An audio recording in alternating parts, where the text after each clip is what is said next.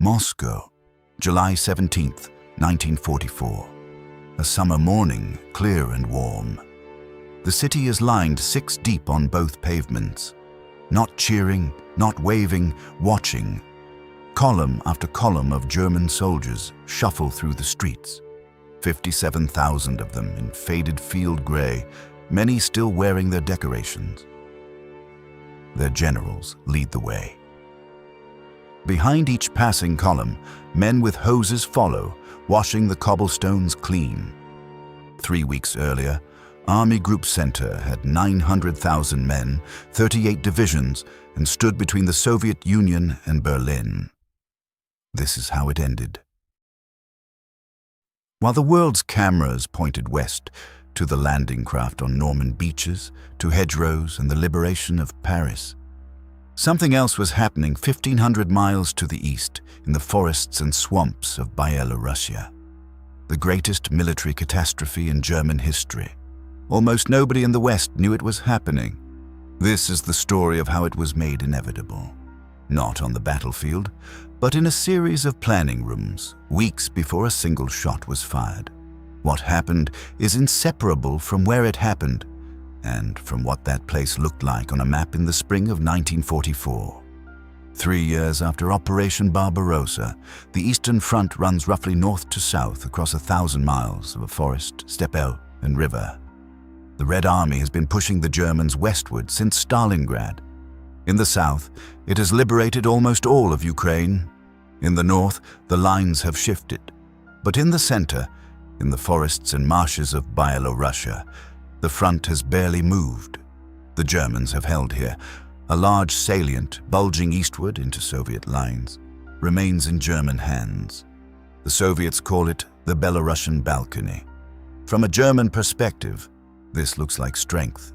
Army Group Center, 900,000 men under General Feldmarschall Ernst Busch, occupies terrain that defenders have always preferred.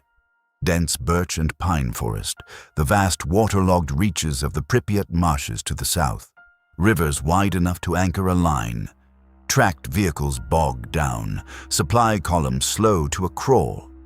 The forest swallows men and material. German commanders have watched Soviet offensives break against this sector before and drawn the obvious conclusion: the Belarusian balcony is defensible precisely because of what it is. What they do not yet understand is that the same terrain that limits Soviet armored movement also limits lateral German reinforcement once the front breaks. The same forests that swallow advancing columns also swallow retreating ones. The same rivers that slow attackers trap defenders behind them.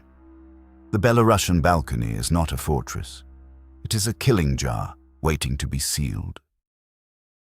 By June of 1944, Germany has lost 3.3 million men on the Eastern Front and is under strength by an estimated 20%. Its experienced units can still outmatch Soviet counterparts in local engagements, but there are far too few of them, spread across too much ground. The 12th Infantry Division's 1st Battalion holds a 32-kilometer stretch of the River Pronya with 450 men. 4 companies, 32 kilometers.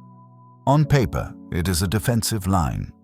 On the ground, it is 4 companies watching a river. Ernst Busch is 58 years old in June 1944. He is the commander of Army Group Center, 900,000 men, the largest single German formation on the Eastern Front. He wears a field marshal's uniform, the Knight's Cross with oak leaves at his throat, the baton he earned through 2 wars and more than a decade of service. In the Great War, he was genuinely brave, decorated with the Pour le Mérite, Imperial Germany's highest combat honor, earned in the mud of the Western Front.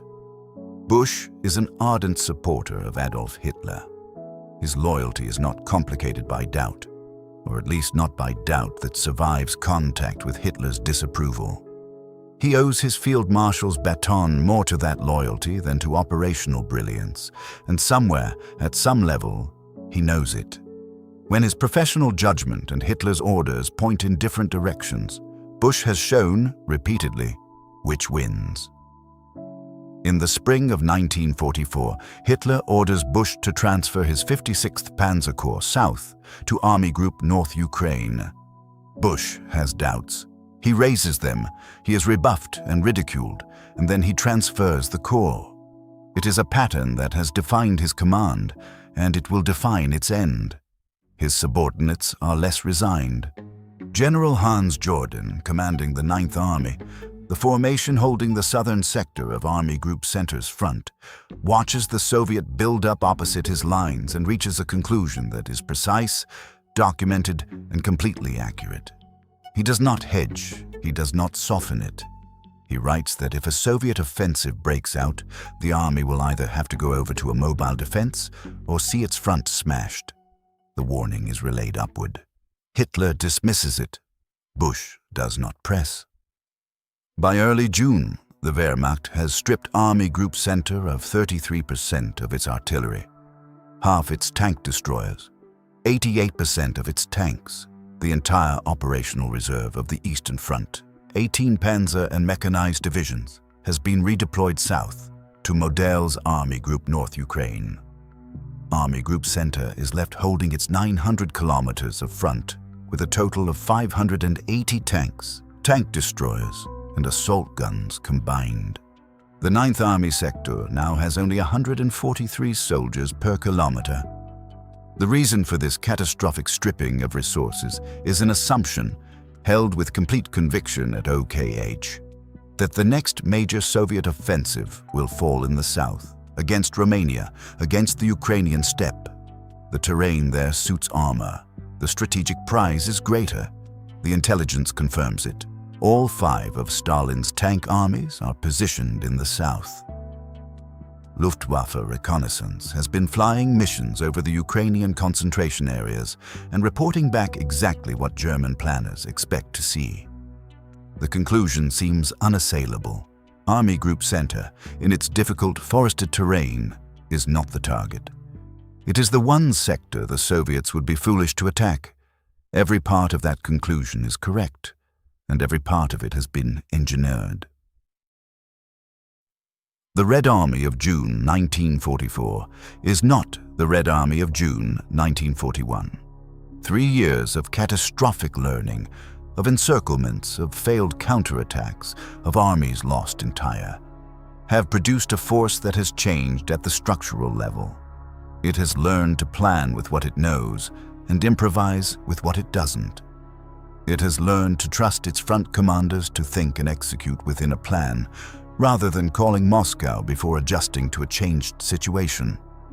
It has learned, at costs that cannot be fully counted, the difference between an army that thinks and an army that obeys.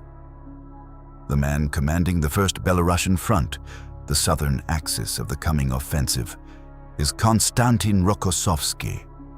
He is 47 years old, tall and lean, with high Slavic cheekbones and deep-set eyes. He has commanded at Smolensk, at Moscow, at Stalingrad, at Kursk. In 1937, Joseph Stalin's NKVD arrested him. He was imprisoned, interrogated, and tortured. He lost several teeth in that interrogation cell. He was released in 1940 because the Red Army was running out of officers it needed too badly to keep imprisoned. The man who survived that, who walked out of a Soviet prison and back into uniform, is now standing in a planning conference for the largest Soviet offensive of the war, and he is about to refuse to back down from a position that Joseph Stalin has told him 3 times to reconsider. The argument is technical.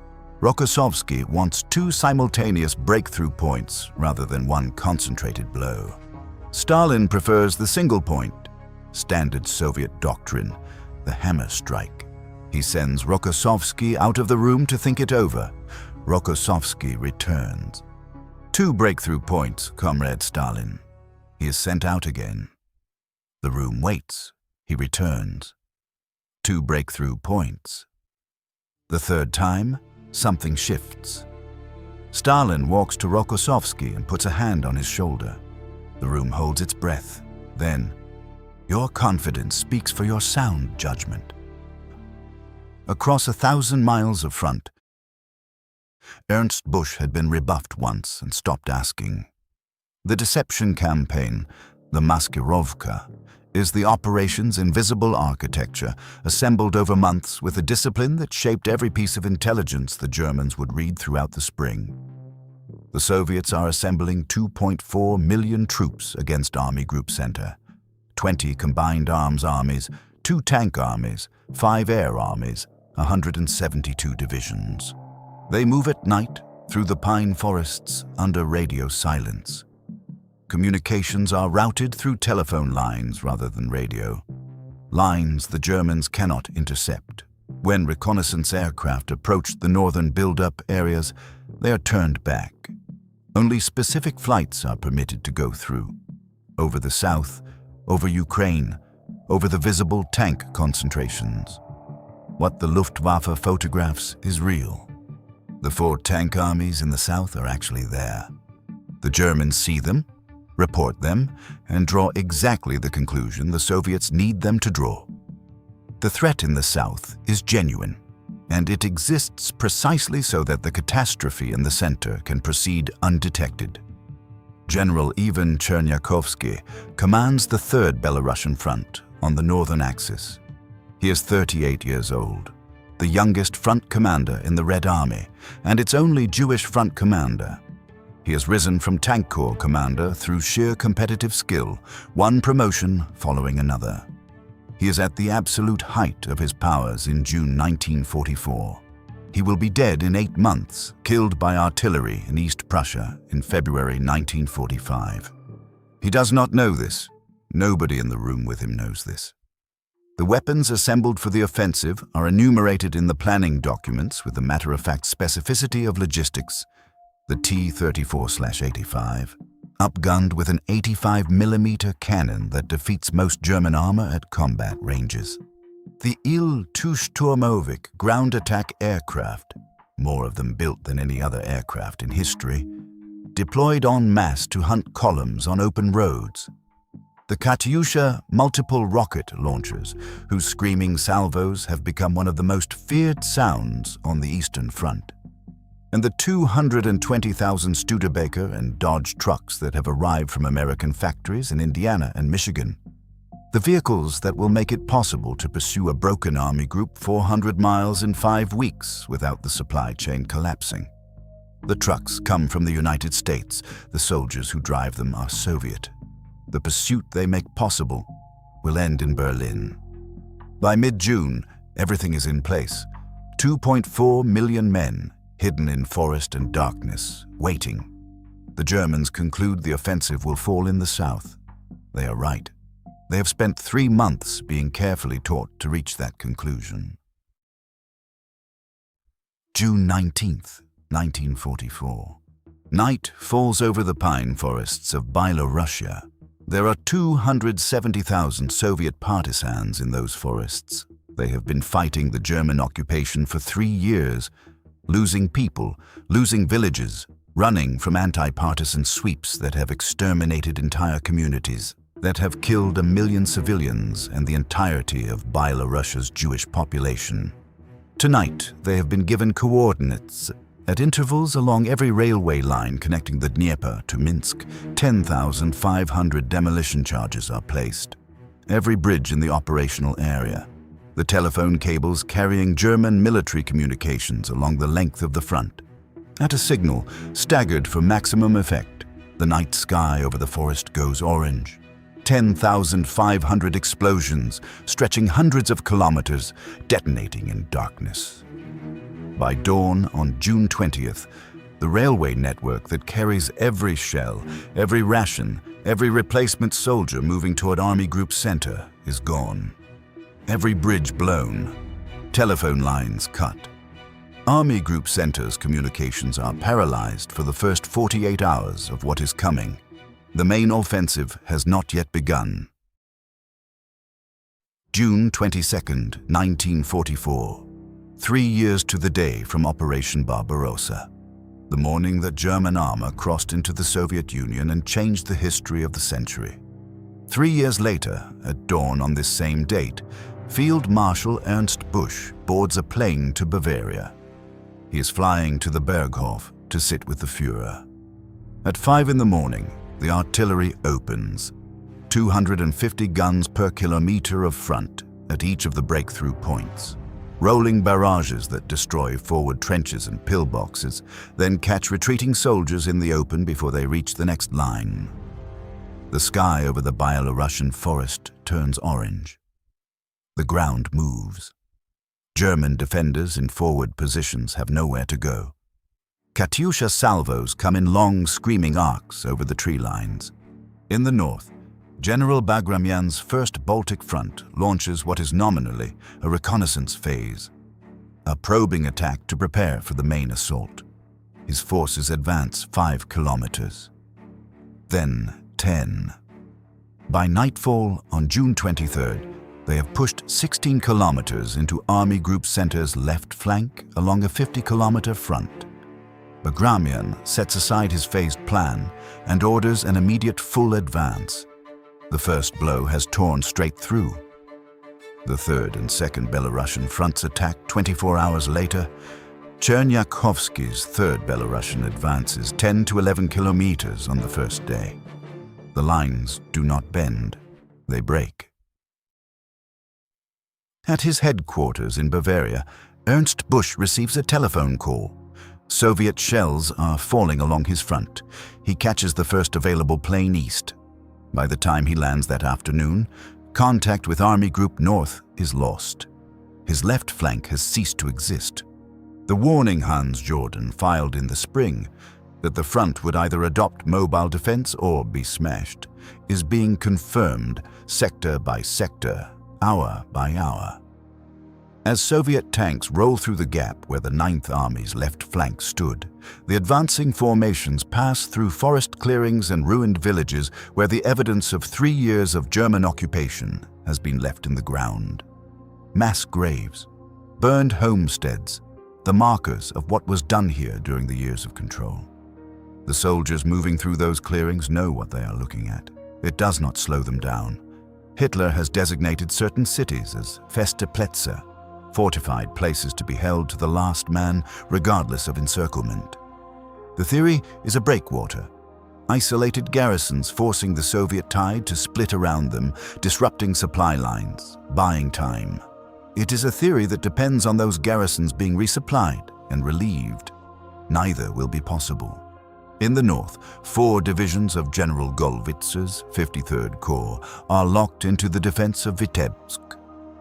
By the evening of June 23rd, General Reinhardt is demanding that Busch allow him to evacuate the city immediately. Busch relays the request to Hitler.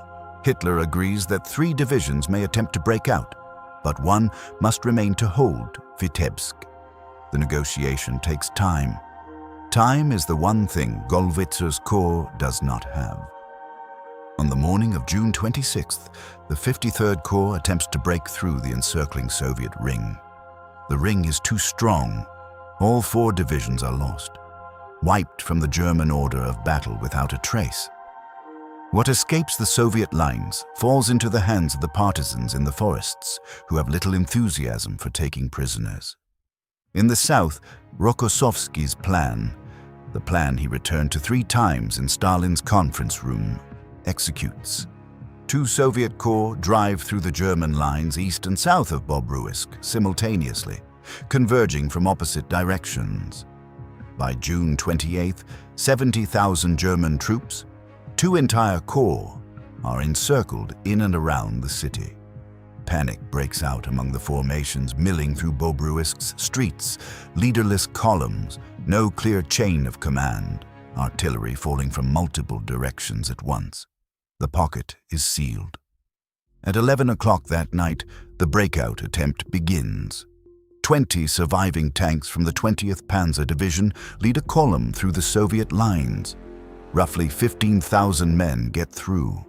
50,000 do not.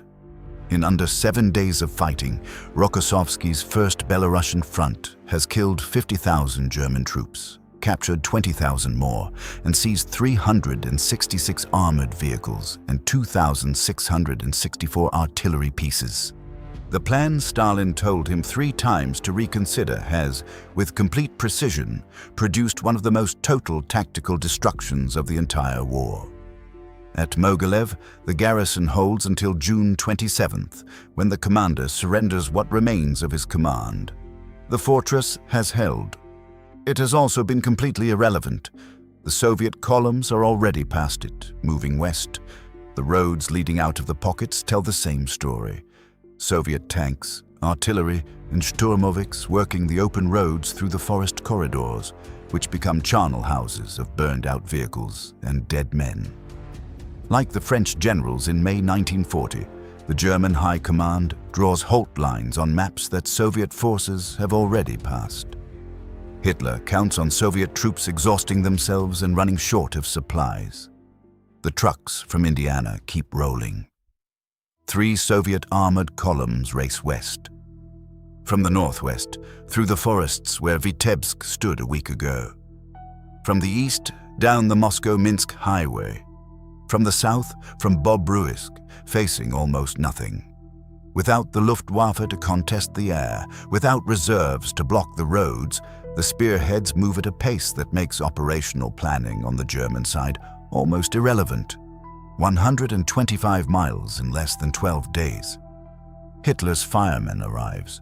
General Feldmarschall Walter Model, the Wehrmacht's most capable defensive mind, sent to stabilize the line as he has stabilized broken fronts before. He surveys what is left of Army Group Center and finds there is nothing left to save. The 5th Panzer Division is rushed from Army Group North Ukraine, from the strategic reserve that was stripped from Army Group Center months ago on Hitler's orders. It arrives in Minsk on June 27th with 128 tanks. By July 8th, it has 18. On July 3rd, Minsk falls. 100,000 German troops are trapped east of the city. The pocket holds for days of intense fighting, then collapses. Around 40,000 are killed. Most of the rest are captured. 25 divisions, the formations that were Army Group Center 6 weeks ago, are gone from the German order of battle. Heinz Guderian, writing after the war, frames it plainly. Army Group Center has now ceased to exist. Ernst Busch flew to Führer headquarters on June 26th and practically begged Hitler to save what remained by withdrawing behind the Dnieper. Hitler would not hear of it. He dismissed Busch on June 28th. The man who had obeyed every order, transferred every tank, silenced every warning, flown to Bavaria instead of staying at his post, was dismissed for the consequences of his own compliance. He would surrender to Montgomery in May 1945.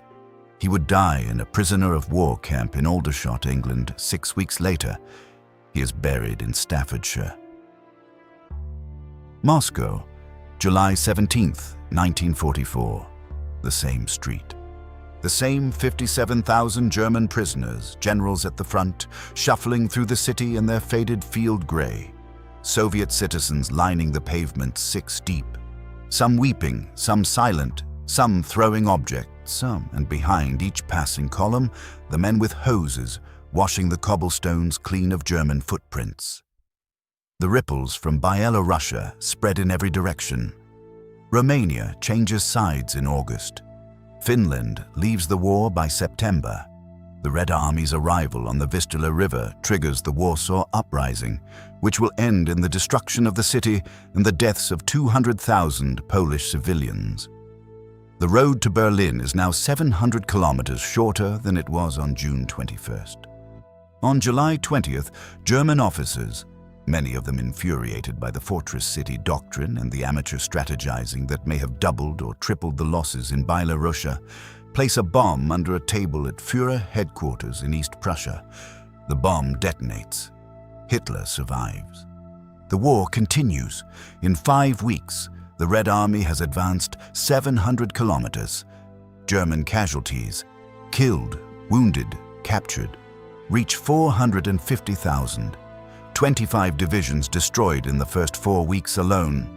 The German High Command called it, in their own official record, a greater catastrophe than Stalingrad. For one of the very few major operations on the Eastern Front, the Soviets suffered fewer casualties than the enemy. While Western newsreels ran their 100th story about Normandy, the Eastern Front balance of power broke permanently in a forest in Byelorussia. Konstantin Rokossovsky is promoted to Marshal of the Soviet Union in the aftermath of Bobruisk and Minsk. It is Joseph Stalin who signs the order.